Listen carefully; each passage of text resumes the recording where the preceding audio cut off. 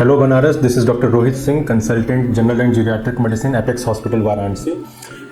Since 4 February is going to be Cancer Awareness Day, so we are talking on few topics. First I will talk about anemia and electrolyte imbalance in cancer patients. Since cancer के patients में due to cancer जो कि एक chronic illness है उसकी वजह से खून की कमी हो जाती है, उसको हम लोग अपने लैंग्वेज में अनीमिया ऑफ क्रोनिक डिजीज़ के स्पेक्ट्रम में रखते हैं। सो अनीमिया ऑफ क्रोनिक डिजीज़ से उनको वीकनेस, लिथार्जी और कोई भी वुंड है अगर उनको उसको हील होने में, घाव को भरने में समय लगता है। तो अनीमिया ऑफ क्रोनिक डिजीज़ का भी ट्रीटमेंट है, स्पेशली जो प्रॉब्लम से हो रहा है उसको दूर करना। उसके साथ और भी लेटेस्ट मॉडलिटीज़ हैं जिनको हम देख के उसको इम्प्रूव कर सकते हैं। तो अनीमिया एंड इलेक्ट्रोलाइट्स को बैलेंस को देखना बहुत ज़रूरी है कैंसर के पेशेंट्स में, और ये उनकी हीलिंग और उनको कीमोथेरेपी, रेडियोथेरेपी, इम्यूनोथेरेपी, सर्जरी, इन सब से उबरने में बहुत हेल्प करती है। अगर इनमें कमी रह जाएगी तो इससे उनको बहुत दिक्कतों का सामना करना पड़ सकता है। दूसरी बात करेंगे हम वार्निंग साइंस की। वार्निंग साइंस की ऐसा क्या हम देखें अपने डेली लाइफ में जिससे हमें डाउट हो कि ये कैंसर हो सकता है और उसके लिए हमें फिर डॉक्टर से मिलना चाहिए। तो देखिए, कुछ बेसिक बातें जो सबको पता होनी चाहिए, जैसे अचानक बहुत लंबे समय से भूख न लगना, वजन कम होना, शरीर में कहीं भी कोई स्वेलिंग है, कोई मांस है, कोई चीज़ ऐसी है जो अचानक साइज़ में या कलर चेंज हो रहा है या उसका साइज़ बढ़ रहा है।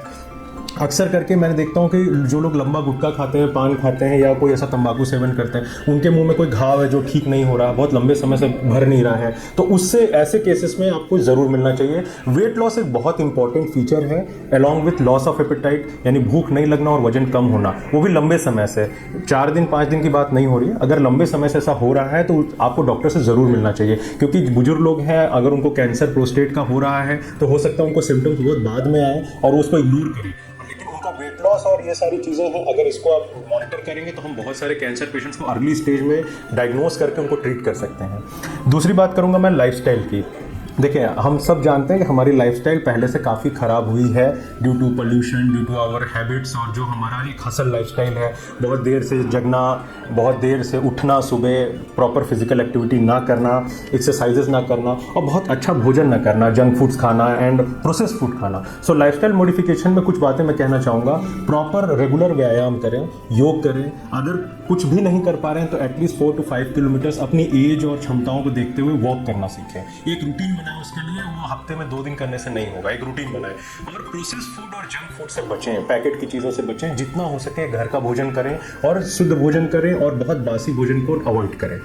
दूसरी बात मैं कहना चाहूँगा, कुछ क्रोनिक डिजीजेस हैं जिनसे भी कैंसर होने के चांसेस रहते हैं, या वो क्रोनिक डिजीजेस कैंसर को और चैलेंजिंग बना देते हैं ट्रीटमेंट को, जैसे शुगर है, बीपी है, हार्ट की बीमारी है, किडनी की बीमारी है, अलॉन्ग विथ आप कह सकते हैं कुछ ऐसी भी बीमारियां हैं जिनको लॉन्ग टर्म से ट्रीटमेंट के दौरान हमें कैंसर के लिए भी ऑब्जर्वेंट रहना पड़ता है, जैसे लिवर डिजीजेज है, किडनी डिजीज़ है, आंतों की बीमारी है, इन्फ्लेमेटरी बाउल डिजीज़ है। इन सब बीमारियों में लॉन्ग टर्म में उनका कैंसर में बदलने का भी चांस रहता है। तो अगर किसी को लंबी बीमारियां हैं और उसको कैंसर है तो वो डॉक्टर से इसके लिए स्पेशली सलाह ले कि उसको कैसे मेंटेन करना है, क्योंकि डोजेस दवाइयों की, वैरायटी दवाइयों की जरूर चेंज हो जाएंगी during the course of treatment of cancer.